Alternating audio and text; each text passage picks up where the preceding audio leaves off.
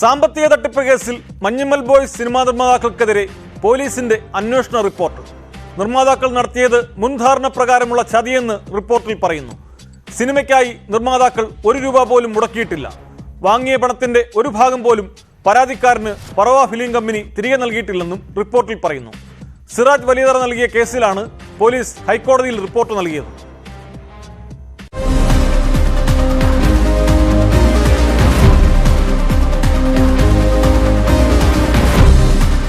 അരൂർ സ്വദേശി സിറാജ് നൽകിയ പരാതിയിലാണ് മഞ്ഞുമൽ ബോയ്സ് ചിത്രത്തിന്റെ നിർമ്മാതാക്കൾക്കെതിരെ പോലീസ് അന്വേഷണം ആരംഭിച്ചത്.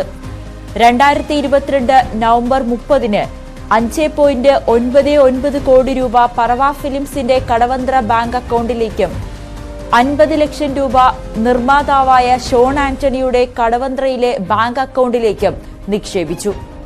ഇതിനു പുറമെ 51 ലക്ഷം രൂപ പലപ്പോഴായി പണമായി കൈപ്പറ്റിയെന്നും സിറാജിന്റെ പരാതിയിൽ പറയുന്നുണ്ട്. കരാർ പ്രകാരം പരാതിക്കാരന് 40 കോടി രൂപ നൽകണം. മുടക്കിയ തുകയോ ലാഭവിഹിതമോ തിരിച്ചു നൽകിയിട്ടില്ലെന്നും സിറാജ് പരാതിയിൽ പറയുന്നുണ്ട്. ക്രിമിനൽ ഗൂഢാലോചന, വിശ്വാസവഞ്ചന, വ്യാജരേഖ ചമയ്ക്കൽ തുടങ്ങി ജാമ്യമില്ലാ വകുപ്പുകൾ പ്രകാരമാണ് പോലീസ് കേസെടുത്തിരുന്നത്.